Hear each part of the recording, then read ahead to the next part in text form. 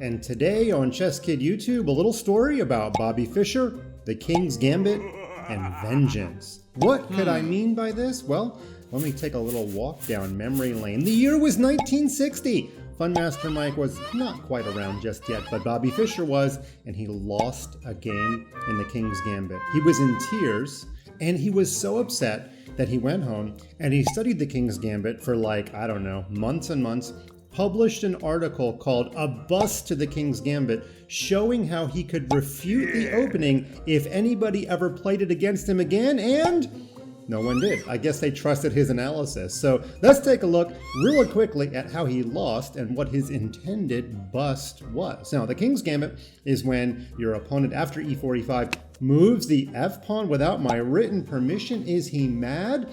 And this is an example where I think you should accept the gambit. In the Queen's Gambit, I don't think you should, because it's just a little more complicated. But in the King's Gambit, I want you to grab that pawn, because this diagonal to the king is open, and why not grab the pawn? We're already threatening queen check, and if the pawn comes to g3, we just eat that pawn. So technically, white can play d4 and allow the check, but it's totally crazy, and I don't think I'd ever recommend that. So white, 9 times out of 10, plays knight f3 to guard that square and stop the check. Now, way back in 1960, Bobby Fischer played this move g5, which is still not bad, but he actually went on to lose the game in quite a complicated fashion, but not actually very long. I could see why he may have been in tears. But like all good players, he learned from his losses, and to this day, I play what Bobby Fischer studied and called a bust to the King's Gambit, which is this move, d6. Now, it doesn't look like much. Sometimes we call it a high-class waiting move.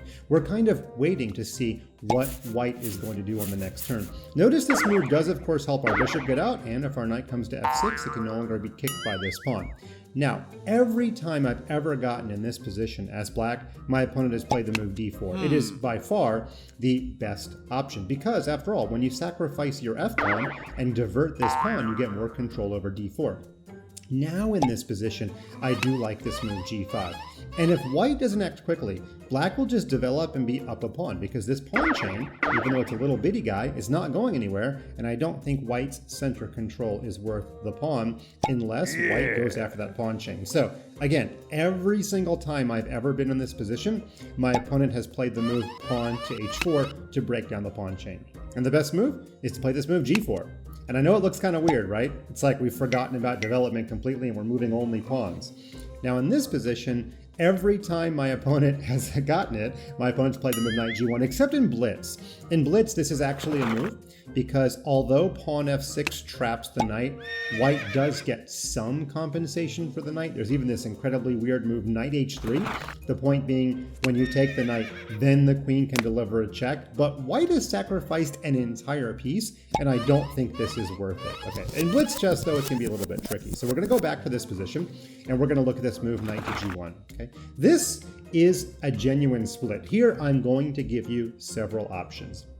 The main line for a long time, and it might still be the main line, I'm not quite sure, is bishop to h6 to guard your extra pawn. And you often follow it up with queen f6 to support the pawn. In fact, sometimes queen f6 happens first, and then bishop h6 usually follows after. Okay, so both those moves are totally fine. Now, there's a couple of other options I want to teach you today. One move that my coach showed me growing up is this move knight f6. I quite like this move. Here's the idea. If white grabs this pawn, we're kind of happy to trade our doubled pawn for a center pawn. Now black just has 3 on 2 on the king's side. White's going to get a little bit of play. White will be a little bit ahead in development, but is it worth an entire pawn? I don't know. I'm kind of a pawn grabber. I don't mind grabbing the pawn and defending. I kind of like black in this position. So we're going to go back. In this position, if white just defends the pawn, let's just say a move like knight c3, here's the big idea.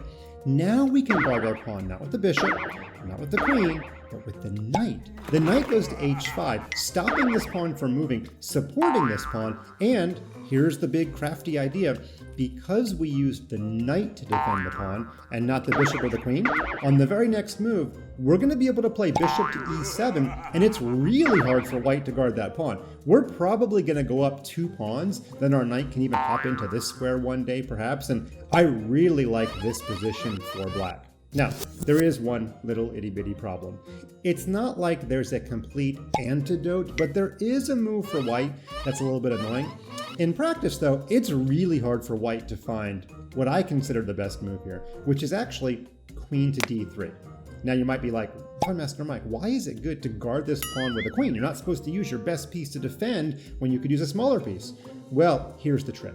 If we play knight h5 now, remember loose pieces drop off, you're probably already throwing tomatoes at your screen. Fun Master Mike, there's this move queen to b5, which checks the king and wins the knight. Indeed there is, which is why queen to d3 is probably the best move, because it stops you from playing this move knight to h5. So what would I do in this position?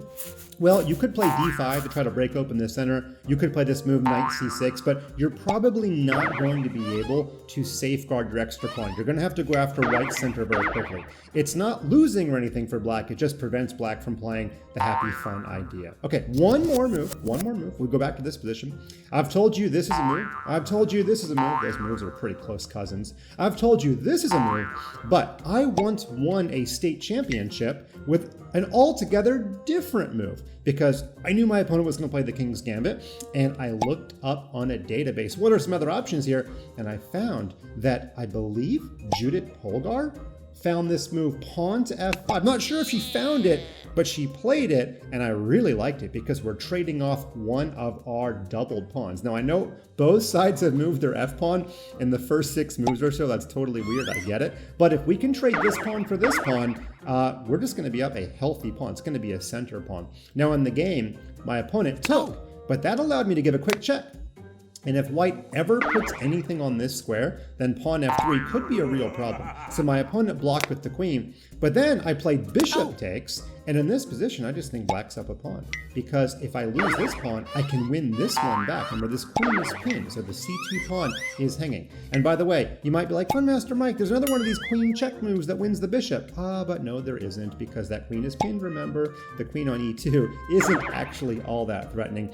And I actually went on to win this game without too much trouble. So this is yet another option that I might recommend. Okay. So to review, the key moment when your opponent plays the King's Gambit, you should take that pawn, and after knight f3, d6. It's Bobby Fischer's move. He never got to play it in a tournament game, but maybe you'll be able to.